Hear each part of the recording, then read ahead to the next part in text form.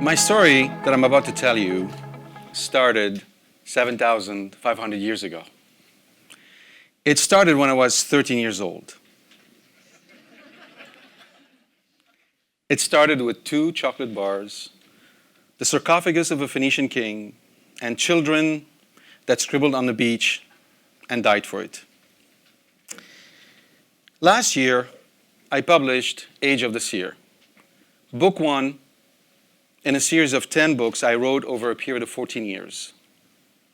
Collectively, these 10 books tell the high fantasy adventure of Ahiram, a high fantasy with 65 kingdoms, hundreds of characters, and battles so wide they can only fit on the screen of your imagination. When I wrote the epic, there was one little fact I was not aware of. Did you know that if you go to Amazon and you search for high fantasy books, like The Lord of the Rings, for instance, Amazon will hit you back with 17,861 titles. 17,861 titles. I just want you to picture a library with 17,000 books. How many would you spend on any one of them? How many would you read? According to an article in Publishers Weekly by Chris Anderson, figures from 2004 tells us that books published in the United States, on average, would sell 500 copies. And that only 2% of 1.2 million titles sold more than 5,000 copies. 2%. This then might lead you, and rightfully so, to wonder what would provoke a man who holds a full-time job and has a family life he cares deeply about to spend 14 years writing 10 books he hopes to publish in a sea of 17,000 books. Yeah. Maybe I should take you back to the beginning, to that one singular event that started it all. Now here's a question for you. How many of you have walked into a living, breathing, modern city which is 7,500 years old? I have, and so did my kids. Byblos of Lebanon is one of the oldest continuously inhabited cities in the world. When Jesus walked in the district of Sidon and Tyre, 2 other cities of Lebanon, Byblos was already very, very old. The Phoenicians called it Jubail, which means little mount, because it's built on a little hill. It was the Greeks who called it Byblos, book, because according to the historian Herodotus, the Phoenicians who came to Greece with Cadmus brought with them many achievements, the greatest of which was the art of writing, the alphabet. Back then, I was 13 years old on a field trip, school field trip to Byblos. And I must confess, I was far more interested in the 2 chocolate bars that were in my friend Ranya's backpack than I was in the Age of the City. Rania was sitting in front of me, and I had reached a trembling hand inside her bag, and my hand wasn't shaking because of fear or guilt, unfortunately. It was shaking because the prehistoric bus, taking us there was older than the city itself. It moaned and creaked like a man who had lost the love of his life at the dentist. I was so focused on those 2 chocolate bars, I did not notice the bus was slowing down. "Everyone out of the bus!" shouted the driver, trying to wake up the dead. I panicked, yanked my hand back, brought the pack back with me, landed on my lap. Yeah, Rania turned around and saw the word guilty written in big, bold fonts on my forehead. Guilty. She looked at me, a glint in her hazel eyes, and said, "You wanted my chocolate bars? You could have asked for them, you know." And just like that, she gave them to me. Now, the tour of the city was actually interesting, enough to keep a 13-year-old boy's mind off food for about an hour. The guide rattled a long list of civilizations that had conquered Byblos and then showed us the spot where the sarcophagus of King Ahiram had been excavated. On this sarcophagus, he told us, is found one of the oldest alphabetical inscriptions known to the world. And you can see it on the top of the cover. The Phoenicians' alphabet, he added, is a world's treasure. Now, in my chocolate-craved mind, the words king and treasure connected. If the alphabet is a treasure to be discovered, surely it needed a king to discover it. And with a presidential stroke, I concluded Ahiram discovered the alphabet. Later that day, I stood on the beach of Byblos on the Mediterranean, and I looked out into the sea. And as I looked out, I saw waves after waves of children reaching to the dawn of time across millennia who stood where I was standing, saw what I was seeing, and played where I longed to play. And just like that, I met him. I mean Ahiram. He was on his daily run back to his hometown, and he stopped and then looked at the 2 chocolate bars I was still holding in my hand and asked me, what were those inscriptions on them? And I told him, this is writing. He sighed and said, you see these children, none of them can write. Of course, I added rather pompously. Gutenberg had not yet invented the printing press. What's wrong with you? These children cannot write because writing is a high magic evil. If any one of them is caught writing, he will be put to death and his village destroyed. Really? Wow, I did not know that. You don't know that? Now look, I just flunked my test on the Medo-Persian conquest. History eludes me. This is not history. This is high fantasy. Your fantasy. I'm just a character in your head.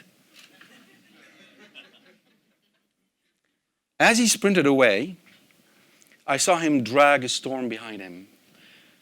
Storm Rider, I wondered, what would your story be? In a world where high magic, romance, mystery, and politics weave a landscape as complex as the Middle East itself, as twisted as its tortured history, but filled with the brilliance of Byblos, with the hope welling from a city that is 7,500 years old, a city that had seen 7,500 years of greed, ambition, and violence, and yet a city that laid peacefully on the beautiful shores of my Mediterranean and never ceases to proclaim, I endure, and so must you. But now life, you know, is never a linear thing.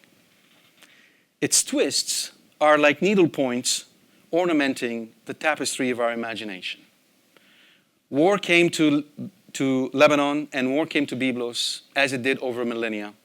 And my family immigrated to France. And I landed on the Champs-Élysées like Alibaba on a flying carpet. Translation, I did not fit in.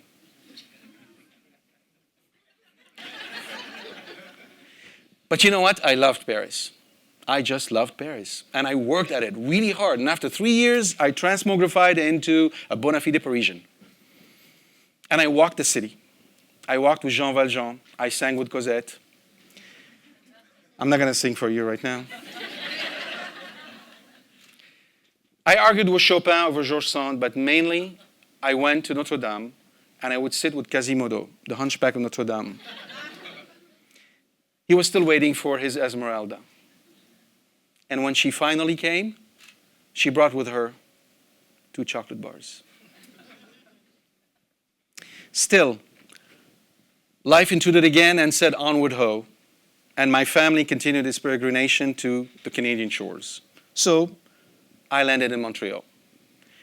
Meanwhile, Ahiram had actually gone into exile. He was sold as a slave, and he explained to his master why he didn't want to stay a slave and why he wanted to go back to these shores of innocence that were now hidden behind clouds of darkness. Commander Tanius, he said, my father used to say, you either kill a shark or you set him free. But to cage a shark is sheer cruelty, and I cannot live in a cage anymore. As for me, I walked Montreal in the summer and in the winter. And I learned English. For real. I became friends with David Copperfield, and he and I would go to a glass menagerie, sip coffee, while watching the Batman and the Joker duke it out with the grapes of wrath. By now, the epic had taken on a multicultural, multi-world view because it had left the shores of Lebanon without ever losing its Lebanese identity. It was still in my head. But then life took me in a different direction. I parted with Ahiram. He lay in my imagination like a sarcophagus in the depth of the earth. I completed a PhD in computer science. And eventually, my wife and I, with our two adorable daughters, one of whom is sitting right here, came down to San Diego. Now, if you come from Montreal to San Diego, you feel, I think many of you would know the feeling, you're in an eternal resort, right? That's how it felt to us. And we loved it. We loved it being there. And we love to go and walk in Seaport Village. I still do. I still love walk in Seaport Village. It's a beautiful place to walk. And while there, sitting at a cafe in Seaport Village, my wife came back and brought with her 2 coffees and 2 chocolate bars. And just like that, Ahiram came running by again, much older now. He stood by me and said, "When are you going to tell our story? When will you light the skies with our songs? The world knows us by the monochromatic images of television. Blown up buildings, screaming children, and terrorists. Did Rania give you those 2 chocolate bars for nothing? Have you learned nothing?" Aside from the fact that it was kind of mildly irritating and somewhat embarrassing to be lectured by a character that lives in your head, my wife was wondering what was wrong with me. I had to admit he had made a point. You see, the Middle East and Lebanon are like an amazing Arabian Christmas tree. But somebody has pulled the plug, and all we see are bullets sprawled on the floor like dead needles.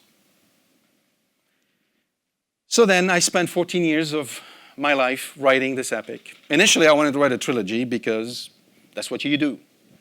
The story took a life on its own, and it became 10 books.